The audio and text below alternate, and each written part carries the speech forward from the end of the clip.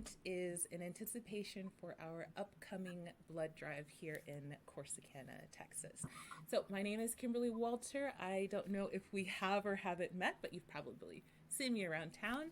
So, I'm really excited to be on the planning committee for the sickle cell blood drive. So, I want to introduce our guest, Miss Rena Witherspoon of the American Red Cross. Rena, how are you today? I'm doing well, and I pronounce it Renee. Oh, Renee.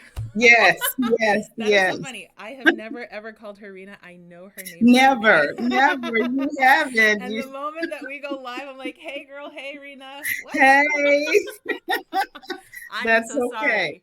That's Her name is okay. No Renee. Her name is worries. Renee. Yes, no worries. Good Okay. afternoon. I'm happy to be here. Wonderful. Very excited. So, can you tell us a bit what you do with the American Red Cross? Okay. I am the regional sickle cell account manager, and I am responsible for working with the Black community and those who are interested as we try to bring awareness to the need for people to donate blood with regard to helping patients with sickle cell disease. Oh, Um, okay. we're currently, most people know, we're currently in a crisis situation as it relates to blood donations across the board nationally. So, if you can imagine being in a crisis across the board, even more so now when we're talking about a specific demographic and what their Mm, needs may be. So, this is a very important initiative that we started in January 2021. So okay. I'm very excited and passionate about what I do. Absolutely. So we actually met at the last blood drive, and unfortunately, I wasn't able to donate, even though I'm O negative, which is kind of the holy grail of blood. I went through the Abs- whole process, and they were asking these questions like, "Have you been out of the country within the last however many years?" And it's like, "Yes, yes, I have." yes, One of the countries I had visited put me on a no donation list, at so I least wasn't. for a while. It's At not least, permanent. well, it's not Yes, permanent, but the thing is, yes, I went back yes, a month ago, so I think my time has like reset. Isn't it 3 years? yes, Yeah, so I can't donate in the U.S. anyway. But maybe because of this kind of crisis, they might reconsider the rules. I'm not sure. But absolutely. I've always loved, not loved donating, but I recognize the importance of that. So since I was in, I think probably university or even high school, because of my blood type, I would sometimes get a phone call saying, hey, like we're short on your blood type. Do you want to pop on into the center? So, I would always kind of go and be involved. So this is also an important um, theme for me that I understand why it's so important. So, can you tell us a little bit about like blood donation in general, and then maybe get specifically into sickle cell disease? Okay. Blood donations, of course, are given um, for patients in the hospital who require transfusion and other medical needs. Mm-hmm. In fact, cancer patients are some of our number one users of our blood products. um, with regard to the sickle cell disease. Mm-hmm. This initiative is in response to the number one genetic disease in the United States, which is sickle cell disease. It primarily impacts people of African descent. One in 365 births in the Black community result in someone with sickle cell disease. Mm. Sickle cell disease is when um, your bloods, instead of being round and smooth, they are sickle shaped and somewhat rigid, which causes problems as they go throughout the body. And what most people identify with sickle cell patients are that they go into routine pain crisis of which they need blood transfusions. They can have as many as 10 a month, 100 a year. There's a wide spectrum of how people experience sickle cell disease. Some may not have crisis, but there are others who routinely have crisis. And the standard of care currently is that they go in and they get a blood transfusion. Mm-hmm. Sickle cell disease not only causes pain crisis, but also can cause acute anemia, strokes, and even organ damage. Oh, wow. Um, Yes, organ damage and some of the other um, responses to the disease can come because of the frequent blood transfusions and the fact that they're not getting the most compatible unit of blood. And so if you're not getting the most compatible unit of blood, it can cause reactions. It can cause you to build up other antigens, which make it more difficult to find the specific unit of blood that you need when you're in the hospital. So it is our objective, for me, to work with individuals, to work with community organizations, HBCUs. I am Oh, that's a trying good to, place to start. A lot of yes, Black folks there. yeah, I'm working with some HBCUs in order to gain access to more of the Black community, to bring awareness. Many people are not aware. You and I, we were talking a little bit briefly before we started, that we'd be surprised that right among us, since I've been in this new role, and I've been with the Red Cross for 24 years. But when I specifically started talking about sickle cell, doing presentations, it's not been one time that someone has not said, oh, I have a cousin with sickle cell disease. I worked with a community in Tyler where a lady had a child who has since passed away, who had sickle cell disease, their entire families with sickle cell disease. So mostly what we want to do is begin the conversation and start talking about it, bring awareness. Yes. So yes, before we went live, I was telling her about a post I made. If you're a part of the Corsicana Community Action Group, I posted that on the 1st of February, but there was a social media post by Honey, Humans of New York. If you've not heard of that, it is kind of this big movement that started from one man. Change takes just the one person, to start. Yes. And when you think of New York, you have like this image of like a big kind of blob that's moving, the hustle and bustle, and people are just, passing each other, and it's really cold and impersonal. So he wanted to bring that human touch, right? So to get to know the people that are making up this big metropolis. So he would just kind of stop people and ask them, like, tell me about yourself, tell me your life, tell me a story. And from this, like, this amazing thing was born, where you start to hear the stories of the people that make up the community, right? Because everybody has a story, honestly. And so 2 weeks ago, not even, he shared a story of a family, an immigrant family that was affected by sickle cell. So when I saw that, and it was a 12-part series. So if you know Brandon, he like releases it throughout the day. So you have to turn on notifications so you don't miss a post.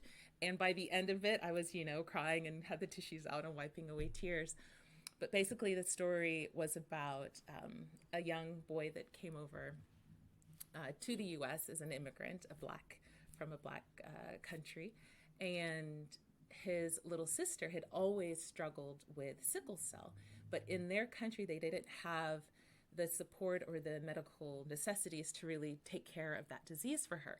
So from a very young age, he was like, when I grow up, I'm going to like go to America and study and make money and bring my sister over so that she can have the care that she needs. And so he himself had a story of being illegally, here, and his whole story evolved.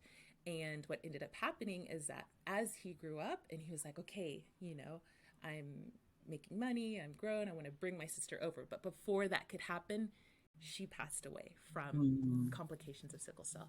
And then, of course, that's when the tissues came out, because he was like, for his whole life, that was his only goal, was to save his sister. And she had, like you said, these crises where she couldn't even go to school. She was just laying on the floor of their house, like curled in a ball, in so much pain. And he's like, whenever she was that ill, he would stay with her, right? He didn't want to leave her alone. Yes. So this is, again, the importance that we're donating our blood to help our people. Absolutely. And I would venture to say, well, first of all, the medical community has come a long way in the treatment of sickle cell disease. But especially when it comes to blood donation, That's why it's very important, because sometimes some of the difficulty that they're having is because they're not getting the most compatible unit. Can you imagine? I've had one example before, since I've been with the Red Cross, that we were trying to locate a specific match for an individual. And it did take some time for us to find that. It could be a matter of, it's just two people that we've identified within the blood supply that can actually match to that specific patient. And so what we're doing is trying to increase the numbers of people of African descent, because race and ethnicity many times can play a part, because we have specific antigens that are not as readily found in other populations. And so it's very important that the blood supply matches the medical needs. And so really, this is a health disparity that I feel like, and that's why I'm very excited about my role, that I have the opportunity to help eliminate a health disparity. And I would venture to say the reason why it's there is many of us, in which case I did not know for many years why I am important. I see that you put on the screen, our blood saves lives. Absolutely. And so we don't know, as African American people, we don't know why our blood is so unique. We don't know the specifics. We know that somebody, if they have an accident victims, they need a blood transfusion. And we kind of assume that this is going to be there. But what I'm found as I'm speaking to more and more groups of people, they are truly shocked that this is a specific need. And I often say it's unacceptable because it's totally preventable. There are enough of us out here who are healthy despite the pandemic. Yes. We're healthy and we're still able to donate blood. And so I'm happy to begin to talk about it, to bring awareness. For some individuals, sickle cell disease is a stigma. They don't like to talk about it. That in the past, but as we talk about it more, it comes out in the open. I'm finding that more people that I meet with sickle cell disease, they're very happy. 2 weeks ago, I had the experience of getting a phone call, a young lady who I worked with last year on a blood drive. She has sickle cell disease. And she called me. She said, "Renee, I'm in the hospital." And she said, "Oh my God, I am so excited." She said, "Because when the blood arrived, I could clearly see that it was the Red Cross blood." Wow. And so it could have been a result of one of the blood drives that she'd had. So she personally could see the impact that is being made. And she said, "I need you to continue to do what you're doing," because the time frame that they had to try to find the blood was cut down simply because we're having more and more blood drives that we're asking and we're educating, so that blood is more readily available, that they can find it. So I'm very excited about that. It's so important. So you mentioned before about kind of a stigma about having sickle cell in the past, but I know there's also a stigma of even blood donation within the Black community. So can you tell me, what are some of the reasons, the most common reasons that people don't donate? This is kind of our myth buster. Okay. So surprisingly, I'm going to say something that's really probably going to shock you. The number one reason why people across the board say that they don't donate blood is simply because nobody asked them. They've never, yes. Yes. And we're asking today. Invitation. Yes. And people don't have the experience. It's a mystique about when you say, "Oh, give us a unit of blood." It's like, what is that? If you've never been to a blood drive, you've never experienced or saw anyone else donating blood. I've been with the Red Cross for 24 years. And in my career, all the time when I go to blood drives, I ask people, "What made you start giving blood?" And one of the stories that I hear routinely is, "Well, my grandfather donates blood, my mother donates blood." So it's kind of passed down. However, for me, for example, when I was growing up, I never experienced a blood drive. So it wasn't until I joined the military, I think in 87, Mm-hmm. that they had a blood drive. And because it was accessible, Mm-hmm.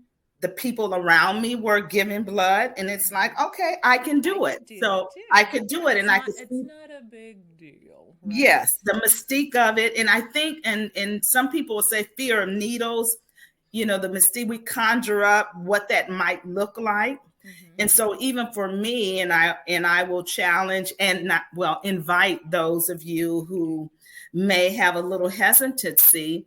I usually invite people to simply come to the blood drive. Because when you see the process, Mm-hmm. yes, and you see other individuals donating, it only takes about 5 minutes. Once you get to the bed, they get Mm-hmm. up and they go on about their day. Okay, so I Um, just want to just pause for a second. So for okay. those people that have never given blood, can you describe what is the process like Yes. from walking in the door, signing your name until you're on the table given the blood? Yes. What is Yes. that process like? Yes. So you do come in, and the first process that we say takes about 15 minutes is the registration. We greet Mm-hmm. you. You fill out some paperwork. Well, it's computerized now. You do something what we call rapid pass. In fact, on the day of the drive, you can actually do it on your phone. It's a mini questionnaire. Mm-hmm. This is where Um, I got stopped. yes, I didn't yes. get past that step. Yes. And in that questionnaire, it asks you, have you traveled outside of the United States? And there are some places, if you travel, Mm-hmm. most places, it's just a year deferral, Right. but it can be more. So Mm-hmm. it'll ask you those questions so you can pre-qualify, right? So then after that, you go to what we call the mini health history. And that's where I like to say that we want to make sure that it's safe for you to donate. Mm-hmm. We are one of our number one mission is the safety of the blood supply and the safety of our donors. We want to make sure that you're healthy enough to donate. They're going to take your hematocrit, which is your iron level. We require that your iron level be a little bit higher than normal to be able to sustain a unit of blood. So we'll And test you. how much more or less is a unit of blood? A Like how unit of much blood. like are people imagining like they have to give buckets and buckets of blood or like, but I need my blood. Like Yes, it's how that. much is it? Yeah, the average body has 10 to 12 pints of blood. It's a little less than a pint. Mm-hmm. And your blood immediately starts to replenish. So it's not like taking your kidney out and it's gone.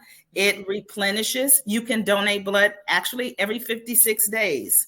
Okay. So yes, I've donated, I donate, and I get up and I go about my day. Mm-hmm. So after you go to the mini health history, they're going to do your hematocrit. Then they're going to check your blood pressure. And that leads me to one of the areas, especially in the Black community, that's a misnomer. Many people think that if they have high blood pressure, they cannot donate blood. And that is not true. If you're taking your medicines, and it keeps you within normal range, which most of us do. I have high blood pressure, take my pill every day. So when I go to donate, as long as my blood pressure is within the range, I can donate blood. So that's one of the misnomers about donating blood. So, okay, so back to the donation process. So then that takes about 15 minutes. They are going to, when they're checking your hematocrit, they are going to prick your finger. So that bring me to what some people say, I'm afraid of needles. Okay. Yes. And my first thing that I'll say to that, if you had a tattoo, if you've been able to have a tattoo, you can donate blood. Okay.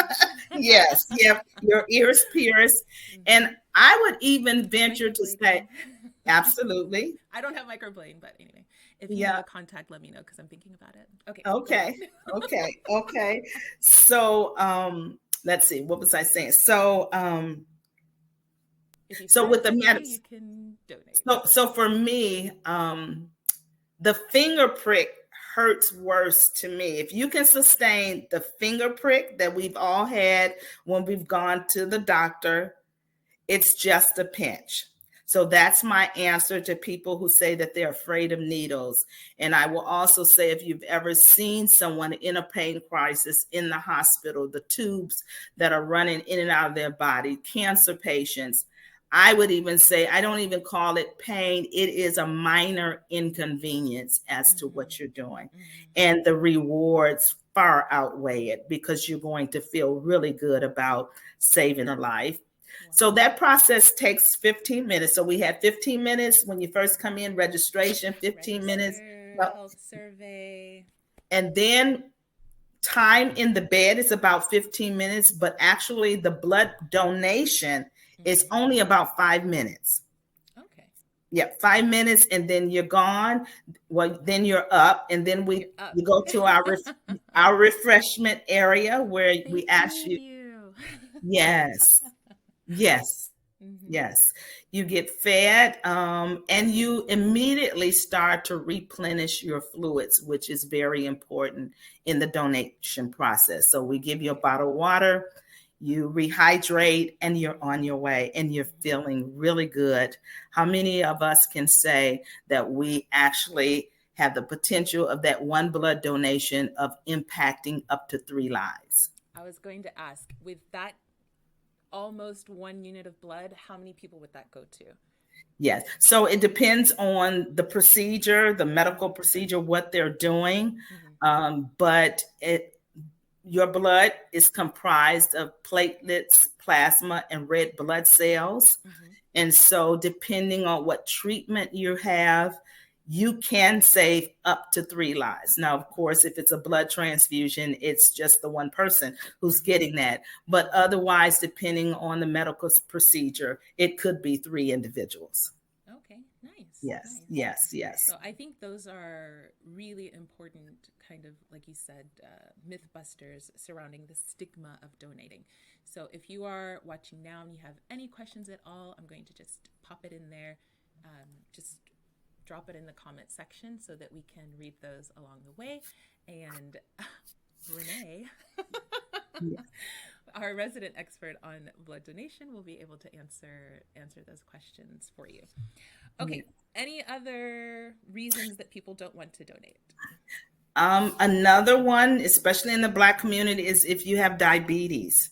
And it's the same thing as high blood pressure. If whatever medicine you're taking Mm-hmm. keeps you normal and you're in good health, you can donate. I just Okay. experienced a person last year who had diabetes and was very concerned. And I Mm-hmm. talked to her, and in fact, when you come, we have people who are trained to answer your specific questions.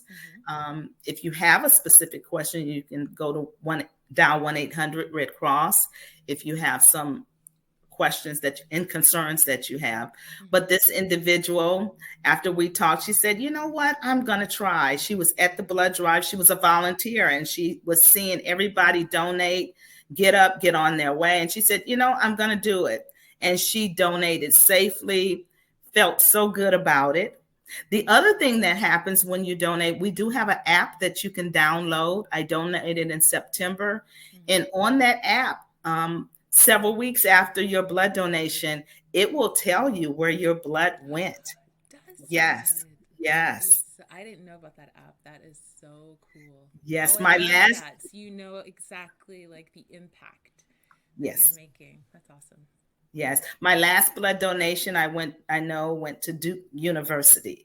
And so that really personalized it. Remember, we talked Yes. about how the awareness and the fact that people know uniquely how their blood is impacting individuals. So just seeing that, oh, my blood went here, and knowing that it definitely did go to help a patient. So Mm-hmm. that's very important.